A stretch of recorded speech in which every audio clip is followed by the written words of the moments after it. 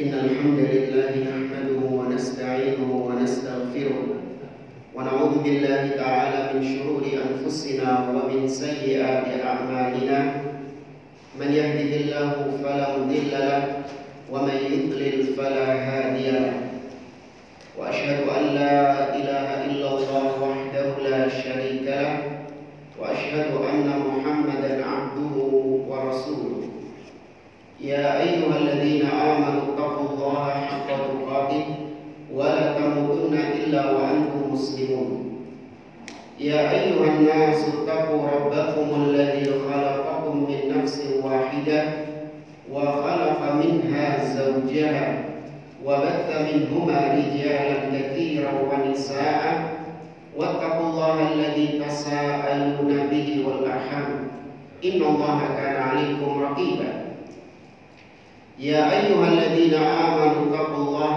وقولوا قولا سديدا يصلح لكم أعمالكم ويغفر لكم ذنوبكم ومن يطع الله ورسوله فقد فاز فوزا عظيما أما بعد فإن أصدق الحديث كتاب الله وخير الهدي هدي محمد صلى الله عليه وسلم وشر الأمور محدثاتها وكل محدثة بدعة وكل بدعة ضلالة وكل ضلالة في النار. Ma'asyiral muslimin, ikhwani fillah, rahimani wa rahimakumullah. Alhamdulillah, segala puji bagi Allah Subhanahu wa taala yang karena limpahan nikmat dan taufiknya kita dipertemukan kembali oleh Allah di majelis ini untuk melanjutkan pembahasan kitab Manhajus Salaf fi kaifiyyati ta'amul ma'al inhirafatil aqdiyah wal manhajiyah, atau metode para salaf, metode di dalam manhaj salaf dalam menyikapi penyimpangan-penyimpangan akidah dan manhaj ya oleh Syekh Dr. Muhammad Umar Bazmul hafizahullah ta'ala. Pada pertemuan sebelumnya kita telah membahas tentang beberapa penyimpangan yang terjadi tentang al-wala wal bara. Banyak di antara kaum muslimin yang keliru dalam menerapkan akidah al-wala wal bara, di mana orang-orang yang seharusnya dia benci justru dicintai, dan orang-orang yang harusnya dicintai justru dibenci. Ya, sudah kita bahas bahkan sampai 2 edisi pertemuan tentang akidah al-wala wal bara. Meskipun sudah disampaikan belum tentang contoh-contoh dari penerapan akidah al-wala wal bara, seperti misalnya di antara bentuk barok kita kepada orang-orang kafir, yaitu kita tidak mengunjungi negerinya. Sudah belum?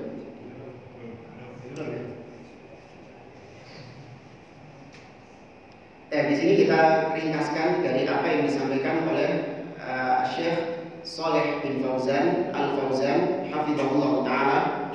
Beliau dalam kitabnya Al-Irsyad ila Sahihil I'tiqad,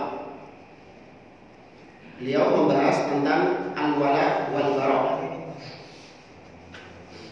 Dan sebelum kita masuk ke rincian bagaimana bentuk-bentuk al-wala wal bara, beliau menyebutkan terlebih dahulu tentang aqsamun nasi fima yajibu fi haqqihim minal wala'i wal bara.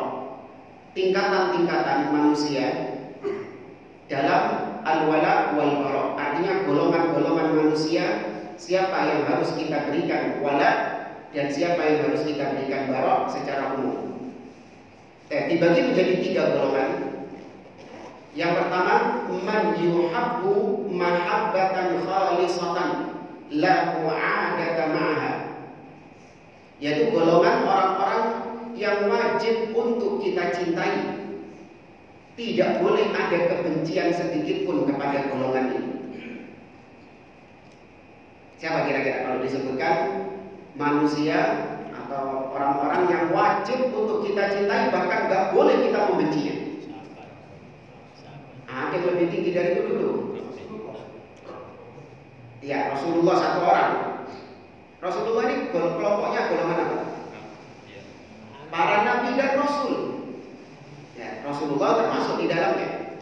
Maka para nabi dan rasul wajib untuk kita cintai secara totalitas. Tidak boleh ada kebencian, ketidaksukaan sedikit pun kepada para nabi dan rasul. Termasuk Nabi kita Muhammad SAW. Ini kita harus berwala. Demikian juga para sahabat Nabi SAW. Harus kita cintai secara totalitas, tidak boleh ada kebencian sedikit pun terhadap mereka. Ini golongan yang pertama.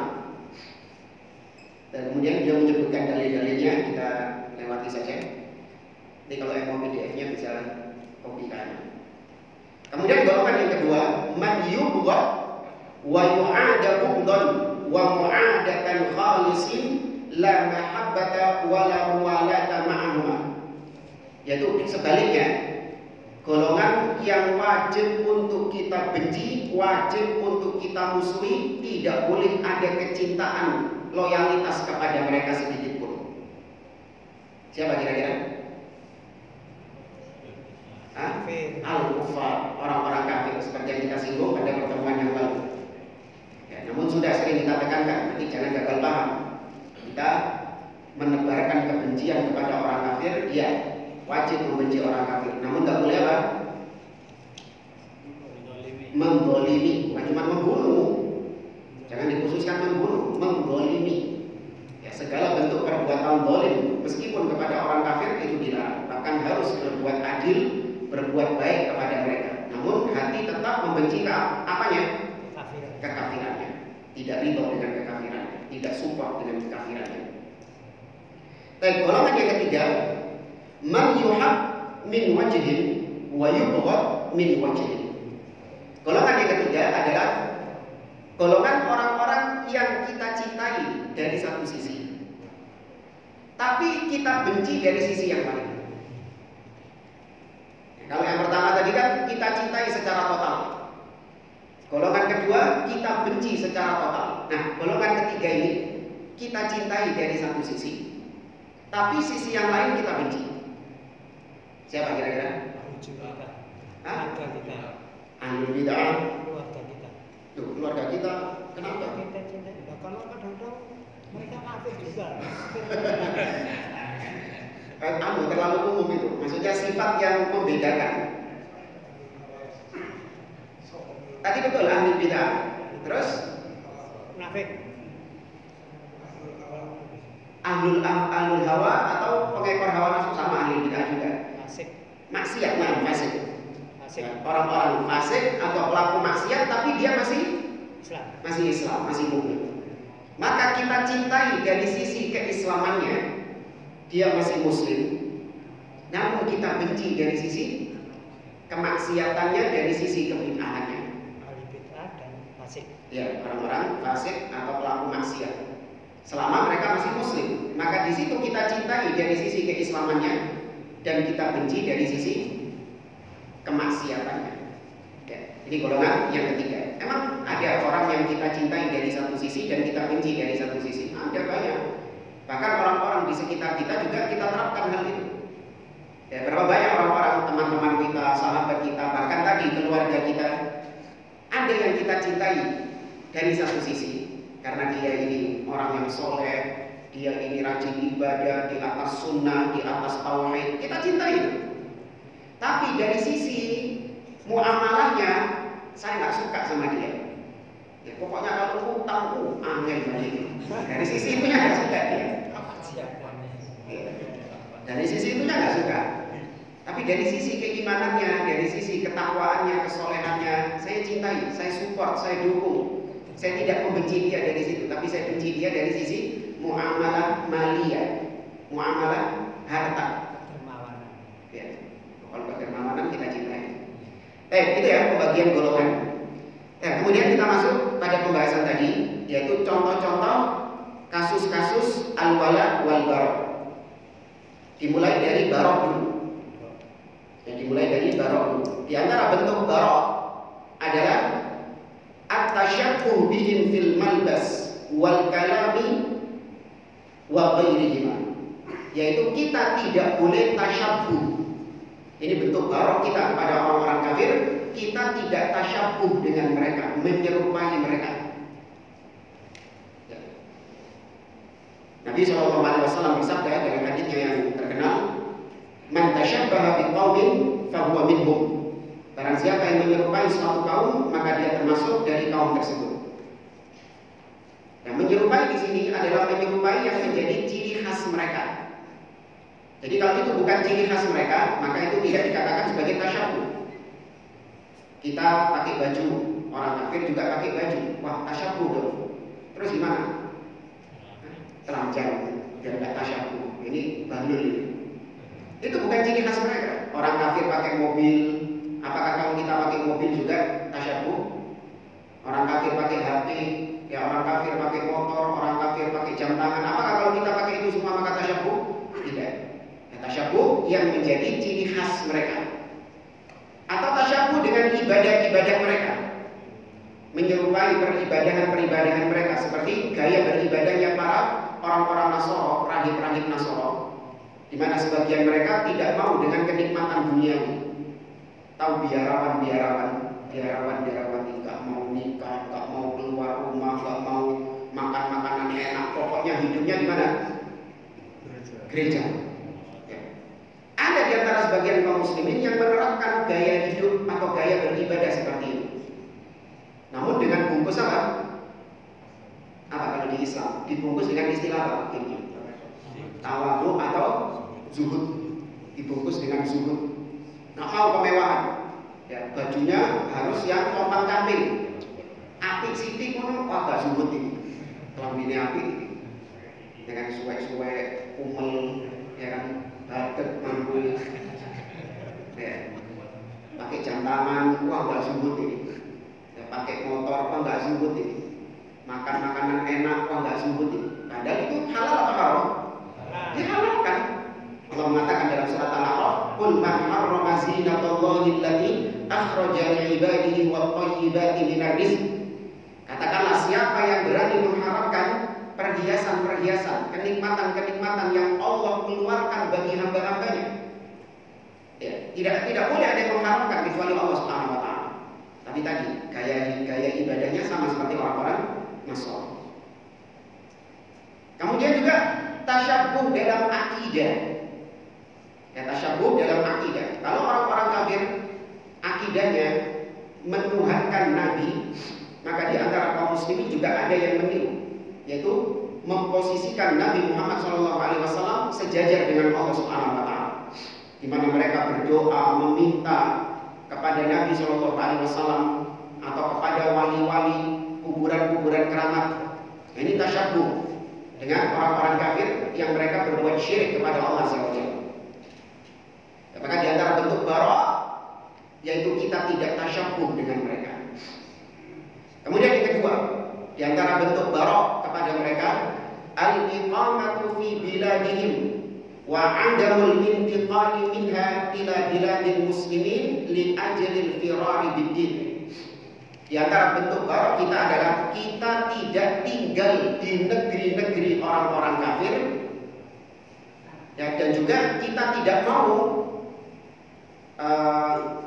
ya, di antara bentuk barok adalah kita tidak mau tinggal di negeri-negeri orang-orang kafir dan tidak ada keinginan untuk berhijrah dari negeri kafir kepada negeri kaum muslimin demi untuk menyelamatkan agama.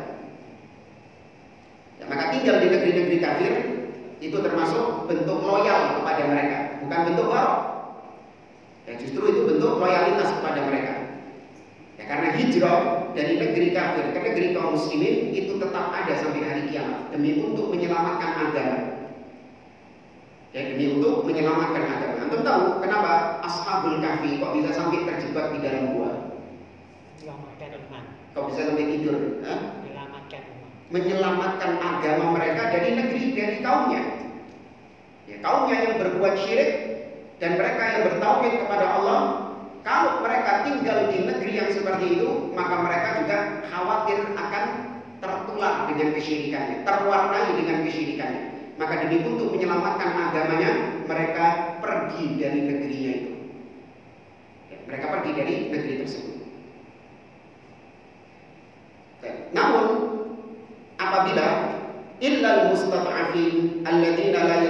yastati'una al-hijrah, kecuali memang orang-orang yang lemah, yang memang tidak mampu untuk berhijrah, alias mungkin dia nggak punya biaya untuk pindah, ya dia nggak punya atau kesehatan yang tidak memungkinkan dia untuk pindah, maka yang seperti ini tidak diwajibkan untuk hijrah dari negeri kafir.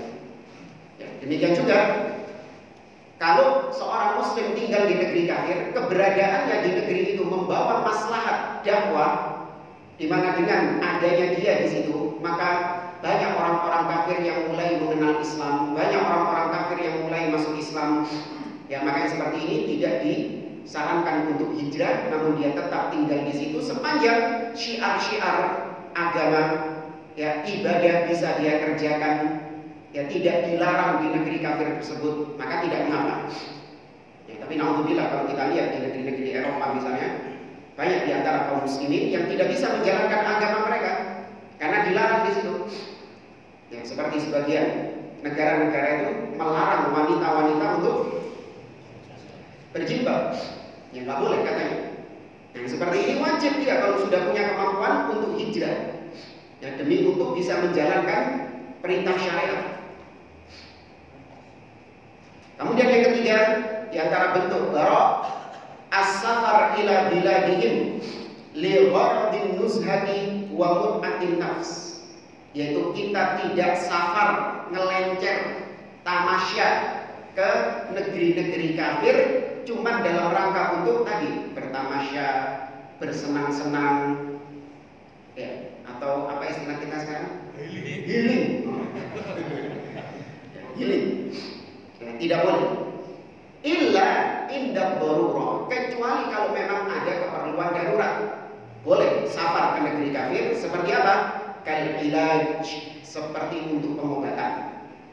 Maka boleh safar ke negeri-negeri kafir. Wat tijarah, atau ada urusan bisnis. Ya, ada urusan bisnis, tapi selesai bisnisnya pulang. Ya kan?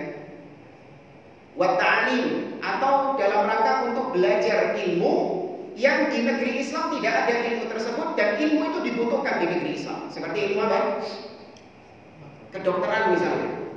Ya, ilmu-ilmu kedokteran dia belajar di sana sepanjang dia bisa menjalankan agama Allah, ya dia bisa menjaga agama Allah Subhanahu wa taala, maka dia belajar ilmu-ilmu di negeri orang kafir demi untuk kemaslahatan di negeri kaum muslimin. Tapi bukan belajar agama ya. Gak ada ceritanya belajar agama di negeri kafir. Doa, itu orang-orang liberal itu. Ya, lulusan Jerman. Ya. Ngapain di Jerman? Kuliah agama. Iya, kuliah agama Islam di negeri kafir, dosennya orang kafir. Hanya itu tadi, pulang-pulang ke sini ngerusak dengan membawa pemikiran-pemikiran yang rusak, pemikiran liberal. Ya, yang dimaksud di sini adalah ilmu-ilmu duniawi. Maka boleh biqadril hajah, sesuai dengan kadar hajatnya. Intahatil hajah, idza intahatil hajah wajib rujuk ila biladil muslimin. Kalau keperluannya sudah selesai, pengobatannya sudah selesai, sembuh dia, habis dirawat di negeri kafir tadi, ya, atau kuliahnya sudah selesai di sana, atau bisnisnya sudah selesai di sana, wajib segera mungkin dia kembali ke negeri kaum muslimin. Ya, nggak boleh lama-lama gitu. Emang Ustaz, visa saya ini 1 bulan misalnya. Emang kalau nggak sekalian ngelencer. Apalagi naudzubillah, sampai mereka itu ngelencernya itu ke tempat ibadah-ibadahnya orang-orang kafir. Ya, seperti sebagian orang itu pergi ke Thailand. Ngapain di sana? Foto di patung Buddha yang tidur. Apa namanya, kan ada yang tidur itu. Foto di situ, foto di berhala, ya kan? Muslim, ini kita nggak bicara kalau mereka, ya terserah, itu agama mereka. Muslim dengan jilbabnya, gitu kan? Kita lihat ngapain itu di situ? Ya, harusnya berlepas diri, malah mensyiarkan agama mereka. Atau nggak usah jauh-jauh di negeri orang, di negeri kita juga banyak. Nah, itu tadi. Ya, nggak boleh. Ya, safar ke tempat-tempat peribadahan orang-orang kafir. Kemudian yang keempat, i'anatuhum wa munasaratuhum 'alal muslimin wa madhuhum wa dzabbu anhum. menolong orang-orang kafir. Ini termasuk barok, tidak menolong orang-orang kafir, membantu mereka ketika memerangi kaum muslimin. Ya, tidak boleh menolong mereka tatkala mereka sedang memerangi kaum muslimin. Dan tidak boleh pula memuji-muji dan membela-bela mereka. Ya, kalau dulu di zaman penjajahan Belanda ada istilah apa? Londoireng. Ya, ada istilah Londoireng. Ini orang-orang yang membantu orang-orang kafir dalam memerangi kaum muslimin. Nah, ini nggak boleh. Harus barok, berlepas diri dari mereka, membenci mereka. Bahkan di sini kata Syekh Shalih Fauzan, wa hadza min nawaqidil Islam wa asbabir riddah. Poin ini itu termasuk pembatal keislaman. Ya, termasuk sebab kemurtadan seseorang, membantu orang kafir dalam rangka memerangi kaum muslimin. Jadi memang bentuk-bentuk barok ini itu ada yang bentuknya sampai kufur, keluar dari Islam, dan ada yang terhitung dosa besar. Ya, seperti tadi safar ke negeri kafir dalam rangka untuk tamasya. Apakah itu kekufuran? Bukan, itu bukan kekufuran. Ya, itu dosa dia, namun tidak sampai pada taraf kekufuran. Nah, poin tadi yang keempat tadi, membantu orang-orang kafir memerangi kaum muslimin, itu riddah, kekufuran.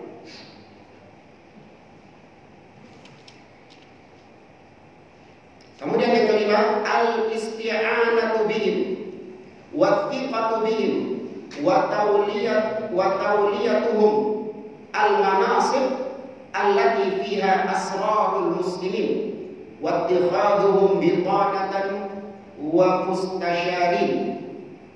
Di antara bentuk barok kita kepada orang kafir adalah dengan kita tidak meminta tolong kepada mereka, tidak mempercayakan mereka pada posisi-posisi yang penting, di mana di posisi itulah ada rahasia-rahasia kaum muslimin.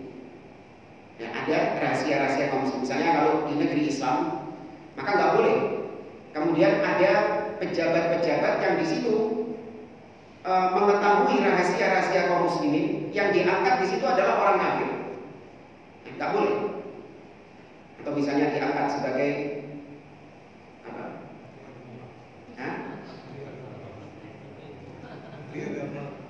ya, tentang menteri agama atau persenjataan kaum muslimin. Intinya yang memegang rahasia-rahasia umat Islam.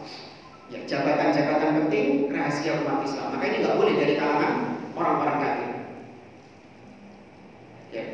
Tidak boleh meminta tolong kepada mereka, ini hukum secara asal. Ya, tidak boleh meminta tolong kepada mereka, ini hukum secara asal, kecuali apabila memang didapati orang kafir tersebut tidak akan berkhianat. Dalilnya seperti Nabi SAW pernah meminta tolong kepada seorang kafir yang bernama Abdullah bin Uraikid untuk menunjukkan jalan kepada Nabi hijrah dari Mekah ke Madinah. Jadi dulu Nabi ketika hijrah dari Mekah ke Madinah, itu penunjuk jalannya, guide-nya adalah seorang kafir yang bernama Abdullah bin Uraikid. Dia jadi guide, penunjuk jalan. Kenapa? Karena tidak lewat jalan biasanya. Kenapa nggak lewat jalan biasanya? Kok pakai lewat jalan yang nggak biasa? Karena Nabi diincar. Ya, Nabi jadi DPO ketika itu, diancam nyawanya oleh orang-orang musyrikin. Dihargai kepalanya Nabi SAW oleh Abu Jahal. Dibanderol kepala Nabi SAW. Maka Nabi lewat jalan yang nggak biasanya. Tapi Nabi nggak tahu jalannya, maka Nabi menyewa, mempercayakannya kepada seorang kafir yang bernama Abdullah bin Uraikid, dan dia pun menunaikan amanah ini.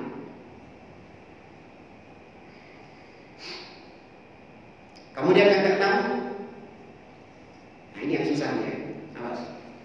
At-ta'rif bitarikhihim, khususan at-tarikh alladhi yu'abbar an tuqusihim wa a'yadihim kat-tarikh al-miladi.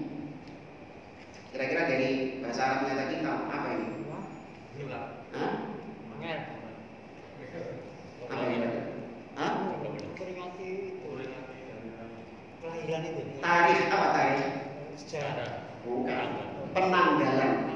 Di antara bentuk barok kita adalah tidak menggunakan penanggalan-penanggalan mereka.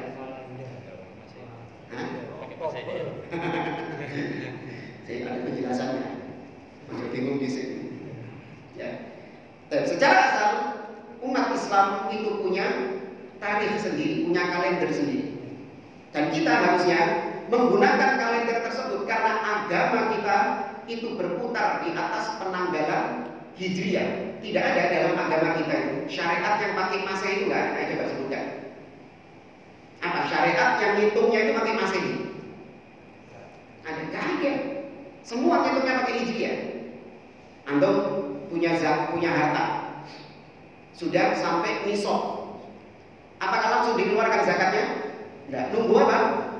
1 tahun. Nah, ngitung 1 tahun ini pakai apa? Hijriah, bukan Masehi. Demikian juga seorang wanita yang sedang iddah ketika ditinggal mati oleh suaminya. Berapa bulan? Kok 3 bulan? 4 bulan? 10 hari. Arba'ata ashhurin wa ashra. Kata Allah, 4 bulan 10 hari. Nah, itu pakai penanggalan apa? Masehi? Hijriah. Pakai penanggalan Hijriah, jangan pakai penanggalan Masehi. Dan semua syariat dalam ibadah kita pakai penanggalan Hijriah. Maka seorang muslim wajib dia mengetahuinya. Berarti sekarang tanggal berapa? 15 Dzulhijjah. Ar-Rabi' Ats-Tsani atau Rabi' Al-Akhir. Ya, berarti berapa bulan lagi Ramadan? Ya, kurang lebih 5 bulan lagi. Lu kok nggak hafal? Mulai dari awal. Ya, Muharram, Safar, Rabi' Al-Awwal, Rabi' Tsani atau Rabi' Al-Akhir, Jumadah Al-Ula, Jumadah Tsani atau Al-Akhir. Terus Rajab, terus Sya'ban, Ramadan, Syawal, Dzulqa'dah, Dzulhijjah. Pernah hafal Ustaz, tapi kesehariannya enggak itu. Harus dihafalkan. Kita harus tahu sekarang ini tanggal berapa. Alhamdulillah sekarang di HP itu ada aplikasi-aplikasi yang bisa menunjukkan sekarang tanggal berapa Hijriah itu ada. Tinggal kita mau download apa enggak. Kalau mungkin taruh kalender di rumah susah, maka di HP ada. Bahkan yang sekarang di jam tangan juga ada. Ya. Kalau smartwatch, jam tangan. Kita lanjutkan kata beliau. Kalender-kalender orang-orang kafir itu pasti erat kaitannya dengan agama mereka. Jadi jangan dianggap kalender itu kan perkara duniawi, enggak. Itu perkara agama mereka, itu syiar agama mereka. Makanya disebut kalender Masehi, diambil dari kata Masih, ngitungnya itu dari Yesus, dari kelahirannya Yesus. Maka berarti kan ada unsur syiar agama mereka. Kata beliau, fasti'malu hadha tarikh fihi musyarakatun fi ihya'i syi'arihim wa 'idihim. Maka menggunakan kalender mereka itu ada unsur bersepakat atau ada unsur ikut serta membantu untuk menghidupkan syiar-syiar agama mereka dan juga hari raya mereka. Oleh karenanya para sahabat di antaranya Umar bin Khattab, beliaulah yang berjasa meletakkan kalender Hijriah dan mewajibkannya kepada kaum muslimin. Itu di zaman Khalifah Umar bin Khattab dengan mengacu pada hijrahnya Nabi Shallallahu Alaihi Wasallam. Ya, berarti kalau sekarang sudah tahun berapa? 1446 Hijriah. Tahun setelah hijrahnya Nabi Shallallahu Alaihi Wasallam. Jadi kalau bilang kayak gitu, 1446 tahun setelah hijrahnya Nabi Shallallahu Alaihi Wasallam. Ya. Namun kata para ulama, bagaimana mensinkronkan? Kita sekarang hidup di Indonesia terutama, mau nggak mau kita harus pakai kalender Masehi dalam kesehariannya. Ya, kayak kita ini sekarang ini kajian setiap Kamis ketiga. tiap Kamis ketiga. Itu pakai kalender apa? Masehi. Ya Pak, dirubah pakai Hijriah. Berubah apa ini total semua ini nanti. Maka bagaimana mengkompromikannya? Secara asal tadi kita wajib menggunakan kalender Hijriah ini. Namun dalam hal-hal yang memang kita tidak mampu pakai kalender Hijriah, maka boleh dengan kalender Masehi hanya sebatas mengikuti keumuman manusia karena memang mereka berjalan pakai kalender Masehi. Namun kalau kita punya kuasa untuk pakai kalender Hijriah, wajib untuk pakai kalender Hijriah. Ya, kayak misalnya Anda punya pabrik, punya perusahaan dengan aturan Anda sendiri. Ya, dengan aturan Anda sendiri, maka boleh kemudian Anda terapkan bahwasanya gajian itu tiap tanggal 1 bulan Hijriah. Iya, kalau Anda punya aturan sendiri, wajib Anda terapkan itu. Jadi buat karyawan-karyawan saya, gajiannya bukan tanggal 1 Masehi, tapi tanggal 1 tiap bulan Hijriah. Demikian juga dengan tanggal merah, tidak mengikuti tanggal merah Masehi, tapi mengikuti tanggal merah Hijriah.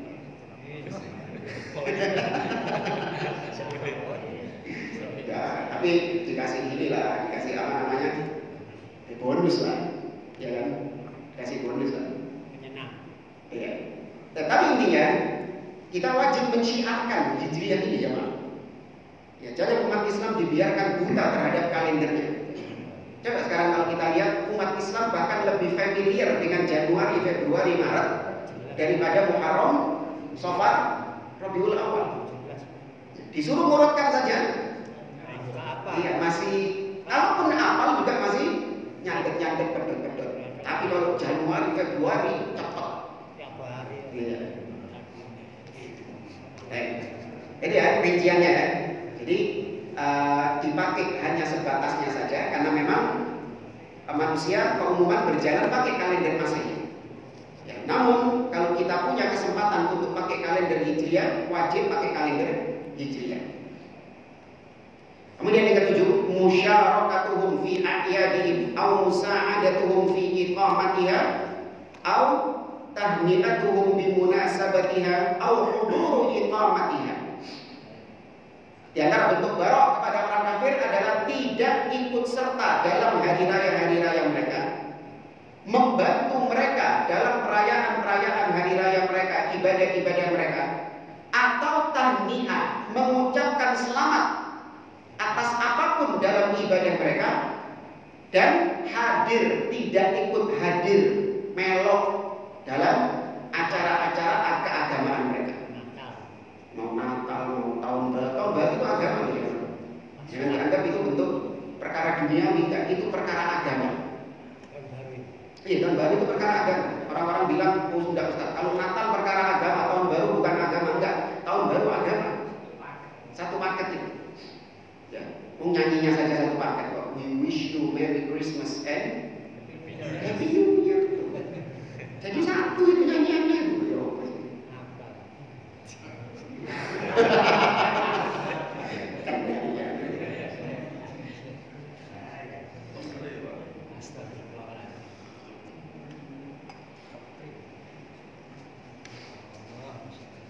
Kemudian yang ke-8 kita singkat. Di antara bentuk barok adalah tidak memuji-puji mereka karena keberhasilan dan karena kesuksesan mereka. Ya, dipuji-puji orang-orang kafir karena kesuksesan mereka, karena keberhasilan mereka, karena kecerdasan mereka, atau karena kemajuan negara mereka. Ya, dipuji-puji. Bahkan sampai ada yang membandingkan dengan negara Islam. Lihat negara-negara kafir, maju-maju mereka ini, pinter-pinter mereka ini, tidak kayak negara-negara Islam terbelakang. Lama-kelamaan dia akan mencintai orang-orang kafir karena kemajuan duniawi ini tadi. Dengan alasan apa? Karena mereka tidak meributkan masalah agama. Coba beda dengan negara-negara Islam nggak maju-maju karena ribut terus masalah apa? Masalah agama. Lihat orang-orang kafir, mereka nggak beragama, tapi lihat maju negara mereka, peradaban mereka maju. Berarti mindset dia adalah kalau ingin maju harus meninggalkan apa? Agama. Lama-kelamaan gitu. Umat Islam nggak maju-maju karena masih terkekang dengan doktrin-doktrin agama. Maka nggak boleh takjub dengan kemajuan-kemajuan mereka. Biarkan. Allah mengatakan dalam surat At-Taubah, "Fala tu'jibuka amwaluhum wala auladuhum. Innama yuridullah liyu'adzibahum biha fil hayatid dunya wa tazhaqa anfusuhum wa hum kafirun." Jangan kau takjub, heran, kagum dengan harta-harta mereka, kekayaan-kekayaan mereka, peradaban-peradaban mereka, teknologi mereka yang maju. Jangan takjub. Sesungguhnya Allah jadikan itu semua sebagai bentuk azab kepada mereka. Ya, dijadikan alat untuk menyiksa mereka. Ya, maka umat Islam tidak boleh takjub dengan orang-orang kafir. Allah berfirman juga dalam surat Thaha ayat 131, "Wala tamuddanna 'ainaika ila ma matta'na bihi azwajan minhum zahratal hayatid dunya linaftinahum fi. Wa rizqu rabbika khairun wa abqa."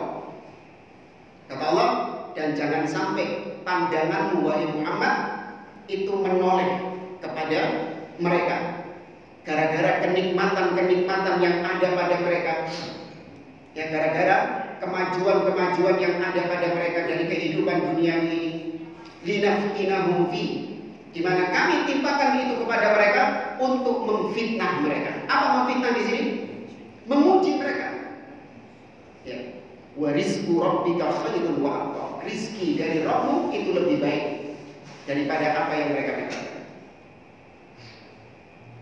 Kemudian yang ke-9, di antara bentuk barok kita kepada mereka adalah at-tasammi bi asma'ihi. Menamai mereka atau menamai, kita tidak menamai diri kita, anak-anak kita dengan nama-nama orang-orang kafir. Kecuali kalau memang namanya itu memang ada dipakai sama orang muslim juga dipakai sama orang kafir. Seperti apa misalnya? Abraham kayaknya orang kafir dong. Yusuf, Adam, Agus. Oh iya. Mana wong untuk jenenge Agus? Agus ini sudah terlalu umum. Sampai ada perkumpulannya waktu itu. Iya. Semua nama Agus jadi reuni satu tempat. Kecuali kalau memang ada digunakan sama orang Islam juga digunakan sama orang kafir umum.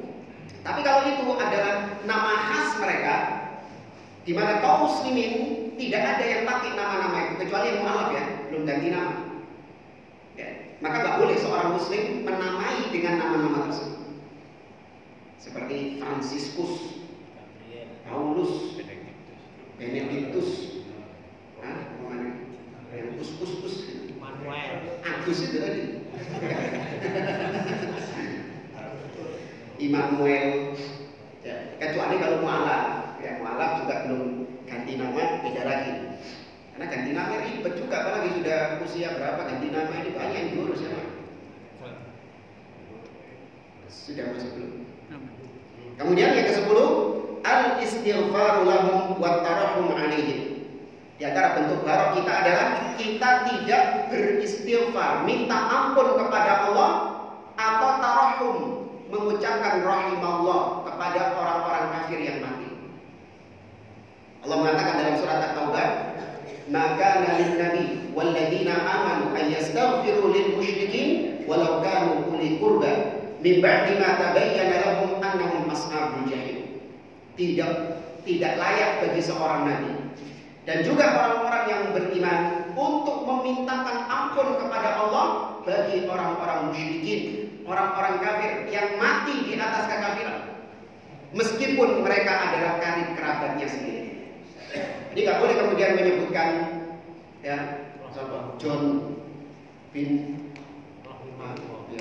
bin Paulus rahimahullah atau ALM, itu yang banyak almarhum Fulan bin Fulan, kafir padahal dia mati dalam kondisi kafir, nggak boleh. Dan ilahi ini khabar, semua manusia pasti kembali kepada Allah Subhanahu wa taala. Ya. Tapi ya nggak terus dibikin gambar juga, ini fotonya orang kafir dikasih ini lagi. Enggak. Maksudnya ketika kita mendengar, fulan kafir nih, fulan itu mati. Kita mendengar kabar itu kemudian kita istirja, inna lillahi wa inna ilaihi raji'un. Nggak apa-apa, itu kabar bukan doa. Kita milik Allah dan kita semua akan kembali kepada Allah Subhanahu wa taala. Termasuk si kafir itu. Kembali kepada siapa si kafir? Tetap semua kembali kepada Allah. Ya ayyuhal insanu innaka kadihun ila rabbika kadhan famulaqi. Wahai manusia, sesungguhnya kalian itu adalah orang-orang yang berusaha, tapi nanti ujung-ujungnya famulaqi, kalian ketemunya sama Allah Subhanahu wa taala. Baik yang mukmin ataupun kafir, mereka sama-sama berjalan. Tapi nanti pasti ketemu di satu titik di akhirat. Ketemu sama siapa? Allah. Yang mukmin ketemu sama Allah, yang kafir juga nanti akan berjumpa dengan Allah Subhanahu wa taala.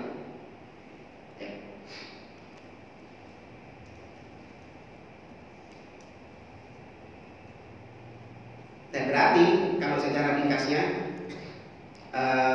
bentuk wala kepada orang-orang beriman itu kebalikan dari 10 poin tadi, yaitu berhijrah ke negeri-negeri kaum muslimin. Itu bentuk wala, kecintaan kita kepada orang-orang muslim. Kemudian menolong kaum muslimin, yang membantu mereka memenuhi kebutuhan-kebutuhan mereka. Kemudian yang ketiga, at-ta'allum li alamihim was-surur bisururihim. Bentuk wala kita, loyalitas kita kepada kaum muslimin adalah kita sakit di atas sakitnya kaum muslimin dan kita gembira di atas kegembiraan kaum muslimin. Ya, maka tidak beriman kalau ada orang yang tidak sakit dengan kondisi kaum muslimin di Palestina. Ya, itu tidak ada keimanan berarti di dalam dirinya. Apabila dia tidak merasakan sakit, tidak merasakan penderitaan yang diderita oleh kaum muslimin di Palestina. Ya. Dan gembira dengan kegembiraan mereka. Kemudian an-nushu lahum wa mahabbatul khairi lahum wa 'adamu ghishihim wa khadi'atihim. Yaitu berlaku tulus kepada orang-orang muslim, mencintai kebaikan untuk mereka dan tidak menipu mereka. Nah, tidak menipu mereka, curang kepada mereka. Maka hati-hati. Kalau jual beli, jangankan kepada orang kafir, jangankan kepada kaum muslimin, kepada orang kafir saja nggak boleh kita menipu, apalagi kepada muslim. Belum di 35. Tadi kita sampaikan mencintai kebaikan untuk mereka. Nabi SAW mengatakan, la yu'minu ahadukum hatta yuhibba li akhihi ma yuhibbu li nafsihi. Tidak beriman salah seorang di antara kalian sampai dia mencintai untuk saudaranya apa-apa yang dia cintai untuk dirinya. Ya, kalau kita suka diperlakukan seperti itu, maka demikian kita memperlakukan saudara kita seperti itu. Kalau kita nggak suka diperlakukan seperti itu, maka kita tidak akan memperlakukan saudara kita seperti itu. Dan kita lanjutkan setelah adzan.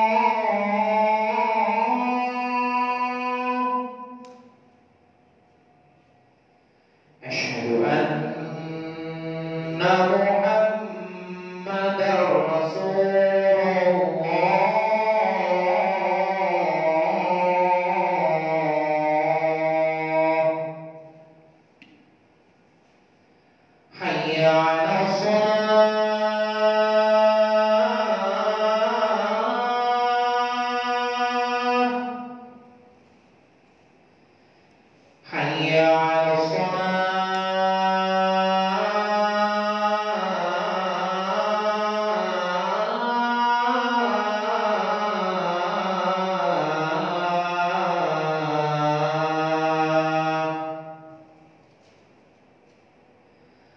Hayya 'alal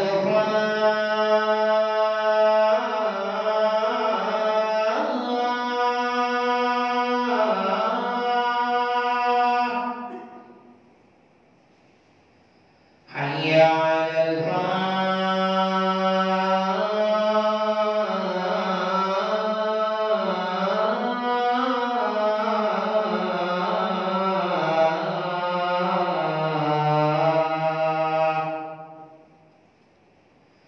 Allahu Akbar, Allahu Akbar. La ilaha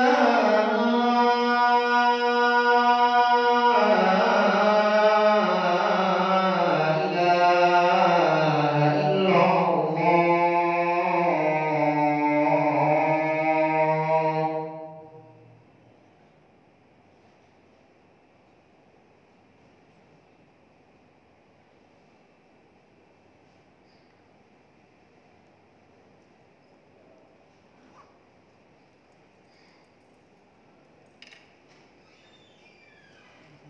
Dan kita lanjutkan. Kemudian yang kelima, di antara bentuk wala, yang bentuk wala kita kepada kaum muslimin, ihtiramuhum wa tawqiruhum wa adamu tanaqqusihim wa aibihim, yaitu kita menghormati, memuliakan kaum muslimin dan tidak mencari-cari kekurangan mereka atau bahkan menyebarkan aib-aib pribadi mereka. Yang bedakan antara aib pribadi yang dia sembunyikan dengan yang memang dia lontarkan di depan umum. Itu bukan termasuk aib, karena aib itu sesuatu yang dia sembunyikan. Tapi kalau dia mengeluarkan statement-statement, pernyataan-pernyataan yang ngawur, kemudian kita bantah, kita luruskan, ini bukan termasuk di antara menyebarkan aib. Karena dia bisa nyebar. Ya kan, aibnya kelecehan istilahnya. Tapi kalau aib yang hanya dia dengan Allah, kemudian kita ketahui aibnya, maka ini tidak boleh kita sebar, haram. Yang menyebarkan aib orang lain, termasuk ghibah yang dilarang. Allah SWT mengatakan, wala yagtab ba'dukum ba'dhan ayuhibbu ahadukum an ya'kula lahma akhihi maitan fakarihtumuh. Jangan kalian menghibah sebagian yang lain. Apakah kalian ridho, suka kalau memakan bangkai saudaranya sendiri? Kemudian yang keenam, an yakuna ma'hum fi halil usri wal yusri wasyiddati war raha, yaitu kita tetap setia bersama kaum muslimin di kala suka ataupun duka, di kala susah maupun senang, di kala sempit maupun lapang. Ya, kita tetap setia bersama barisan kaum muslimin. Kita tidak meninggalkan mereka. Ya, jangan seperti konsepnya sebut, ada gula baru datang. Ya. Kalau seorang muslim enggak menemani saudaranya ketika saudaranya sedang kaya, diangkat-angkat, ya, jadi sohibnya. Tapi ketika saudaranya terpuruk, langsung ditinggal. Iya, terus hilang sudah. Nah, ini bukan ciri seorang muslim. Ya, seorang muslim setia bersama saudaranya di kala kondisi apapun, kecuali kalau saudaranya yang menyimpang dari jalan yang hak, ya saudaranya tidak lagi di atas sunnah, maka dia nasihatkan. Kalau tidak mau kembali ke jalan yang benar, maka dia tinggalkan. Kemudian ziyaratuhum wa mahabbatul iltiqa'i bihim wal ijtima'i ma'ahum. Di antara wala, loyalitas kita kepada kaum muslimin, bentuk kecintaan kita kepada mereka adalah menziarahi mereka. Ziarah di sini maksudnya apa? Mengunjungi, bukan terus mati dulu. Ya, bukan disebutkan ziarah kubur, mengunjungi mereka. Ya, kemudian suka berjumpa dengan mereka, dengan kaum muslimin, suka berkumpul bersama kaum muslimin. Itu bentuk loyalitas kita kepada orang-orang muslim. Kemudian yang kedelapan, ihtiramu huquqihim, yaitu memuliakan hak-hak orang-orang muslim, menunaikan hak-hak orang-orang muslim. Fala yabiru ala bai'ihim wa la yasumu ala خطابهم ولا يخطب على خطبتهم ولا يتعرض لما سبقوا إليه من المباحات. Ya, di mana seorang muslim tidak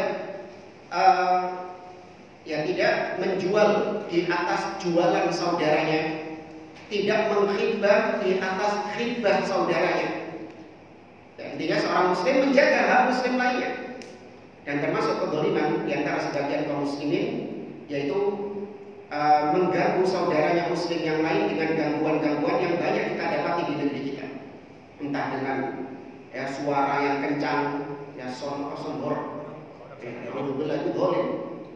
Ya, sampai bikin jalan ditutup, merusak rumah, acara-acara yang intinya mengganggu, mendolimi kaum muslimin. Itu bukan bentuk wala kepada kaum muslimin. Ya, bahkan kajian seperti ini saja, nggak boleh kemudian dalam rangka kajian kita menutup jalan, mengganggu orang yang lalu lalang, ini haram. Ya, haram, nggak boleh. Ya, seorang muslim mengganggu muslim yang lain meskipun dalam rangka kajian dan yang semisal itu, kecuali dengan perintah dari waliul amr. Ya, kalau dengan perintah dari waliul amr, iya. Nah, kemudian yang ke-9, ar-rifqu bi du'afaihim, yaitu berlemah lembut, memperhatikan para du'afa, orang-orang yang lemah. Nah, ini banyak dilalaikan bahkan oleh orang-orang yang bertitel ustaz. Ya, lebih memperhatikan para agniya, orang-orang kaya, tidak memperhatikan orang-orang miskin. Padahal dalam masalah kajian, dalam masalah ilmu, baik yang kaya ataupun yang miskin dibedakan atau disamakan? Sama, tidak ada bedanya.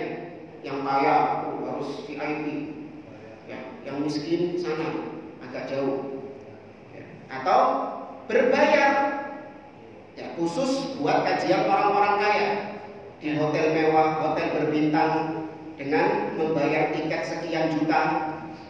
Ya, alasannya karena ini karena untuk bayar fasilitas hotelnya, karena ini sekian juta ini nanti dapat kamar sekian hari, dapat breakfast, dapat makan, dapat ini perlengkapan ini. Oh iya, kalau ada orang yang memang warga dekat hotelnya situ mau datang kajian, boleh apa enggak? Tahu ya? Ada orang yang memang dekat situ rumahnya, dia ingin untuk mendapatkan ilmu, datang ke kajian itu, namun dia tidak mengambil sedikit pun fasilitas hotel. Dia cuma ingin duduk di majelis ilmu. Boleh masuk apa enggak kira-kira? Tidak boleh. Tidak boleh, cuma kedok saja itu. Ya. Iya, eksklusif, khusus orang-orang kaya. Ya, yang miskin-miskin sana ada tempatnya sendiri. Alhamdulillah. Ya, maka di antara bentuk wala kita kepada kaum muslimin yaitu dengan memperhatikan para du'afa. Mereka memiliki hak yang sama. Kemudian yang ke-10, ad-du'a lahum wal istighfar lahum, mendoakan kaum muslimin dan juga beristighfar, memintakan ampun kepada Allah bagi kaum muslimin. Jamaah, saya kira ini bisa kita sampaikan. Kalau ada yang mau ditanyakan, tafadhol. Saya Ustaz, ya, sedikit soal tafsir saya baca tentang innalillah tadi. Orang mukmin maupun orang kafir pasti arahnya kembalinya ke Allah. Tapi kalau dalam kita baca terjemahannya ya, itu kan kalau orang yang baik, muslim, sholihin itu akhirnya pada surga kekal abadi. Iya, endingnya di surga. Di surga. Endingnya orang kafir di neraka. Tapi sebelum itu di mana dulu dikumpulkan? Apa langsung begitu mati langsung ekspres? Proses itu ya. Iya, semuanya nanti di sidang. Masa pemisahan. Iya, dihisab. Iya.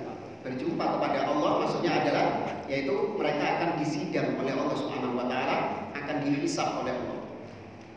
Ya, itu maksudnya wa inna ilaihi, dan kepada dialah raji'un, kita kembali. Ya. Ini umum, bukan cuma orang muslim saja, orang kafir juga kembali kepada Allah. Nah, yang lain pas ya. Kita akhiri majelis kita. Subhanallahumma wa bihamdik, asyhadu an la ilaha illa anta, astaghfiruka wa atubu ilaik. Assalamualaikum warahmatullahi wabarakatuh.